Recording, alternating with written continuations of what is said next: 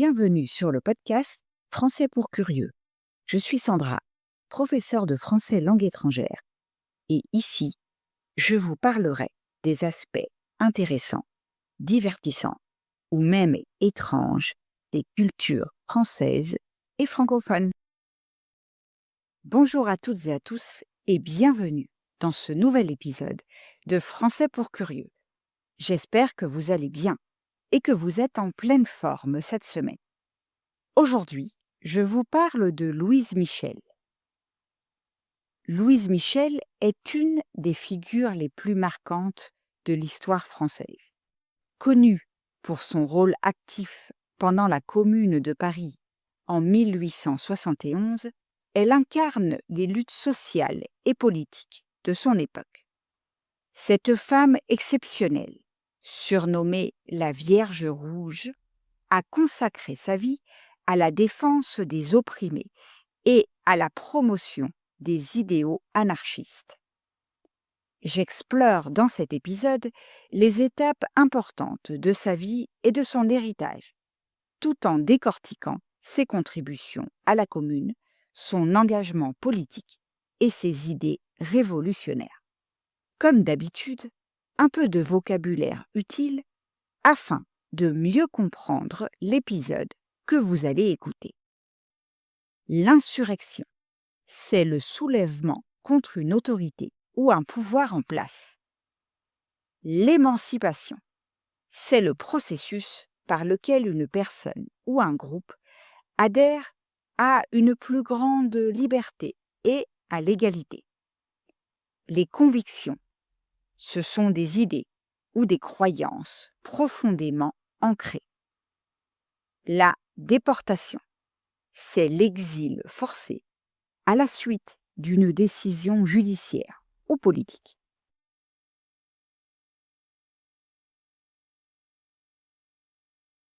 Entrons maintenant dans le vif du sujet.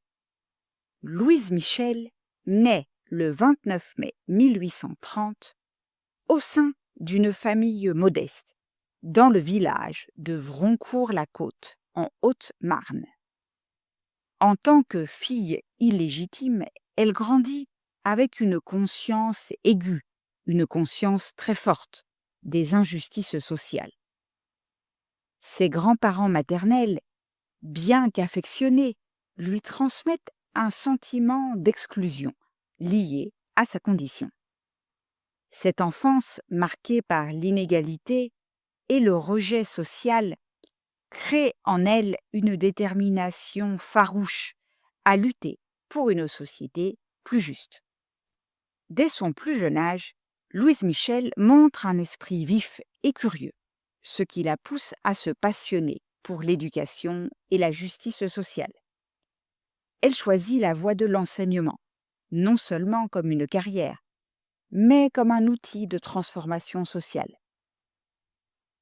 Convaincue que l'instruction peut émanciper les classes populaires, elle s'efforce d'inculquer à ses élèves des valeurs d'égalité et de liberté.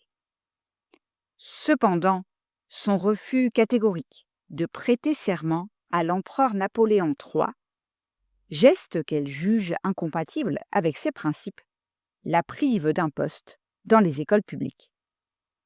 Déterminée, elle se tourne alors vers les écoles libres où elle continue à enseigner tout en affirmant son indépendance et son engagement politique.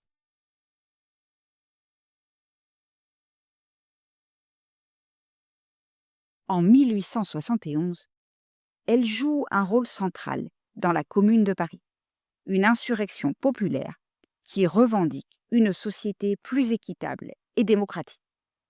Elle s'implique activement dans divers comités révolutionnaires, où elle coordonne les efforts pour fournir des soins médicaux aux blessés et soutenir les familles des combattants.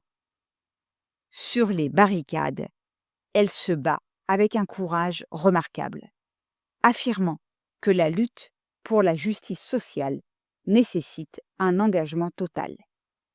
Ardente défenseuse des droits des femmes, elle milite avec ferveur pour leur participation dans la sphère publique, qu'elle considère indispensables à la transformation de la société. Elle plaide pour l'éducation des filles et pour l'égalité des sexes, affirmant que l'émancipation des femmes est une condition essentielle à une société juste. Lorsque la Commune est écrasée, elle incarne un exemple de résilience en refusant de renier ses convictions. Pour protéger ses camarades, elle se livre volontairement aux forces versaillaises, déclarant avec défiance qu'elle acceptait toute responsabilité pour ses actes révolutionnaires.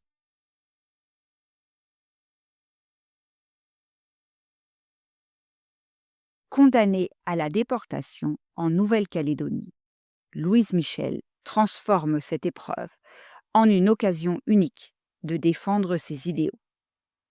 Elle s'engage à enseigner aux populations autochtones, malgré les obstacles culturels et linguistiques. Son approche éducative se base sur le respect et la valorisation des savoirs locaux, tout en introduisant des concepts d'égalité et de justice sociale. Parallèlement, elle s'insurge, elle proteste contre les abus coloniaux, dénonçant le système d'exploitation imposé par la métropole. Pendant son séjour, elle approfondit aussi ses théories anarchistes, forgeant une vision plus radicale de la liberté individuelle et collective. Son retour en France en 1880 marque le début d'une intense période d'activisme. Elle parcourt inlassablement la France et l'Europe pour donner des conférences enflammées, où elle plaide pour une société débarrassée de toute hiérarchie et exploitation. Elle rêve d'un monde où chaque individu contribue librement au bien commun, sans contrainte ni oppression. Ces idées, bien que souvent controversées, inspirent les mouvements libertaires naissants.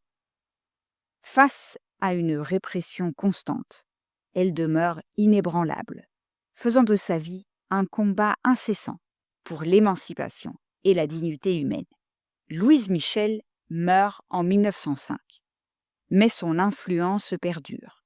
Son courage, son altruisme et sa détermination continuent d'inspirer les luttes sociales contemporaines. Ses écrits, notamment ses mémoires, offrent un témoignage précieux sur son époque et ses convictions. Elle reste une figure incontournable pour comprendre l'histoire des mouvements révolutionnaires et l'évolution des droits sociaux. Aujourd'hui encore, elle symbolise la résistance face à l'injustice et l'engagement vers un idéal de liberté.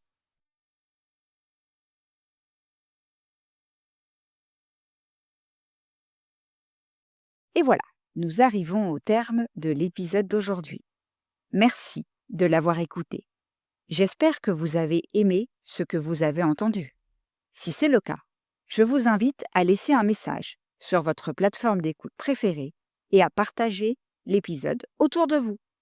On se retrouve la semaine prochaine pour une nouvelle aventure de Français pour curieux.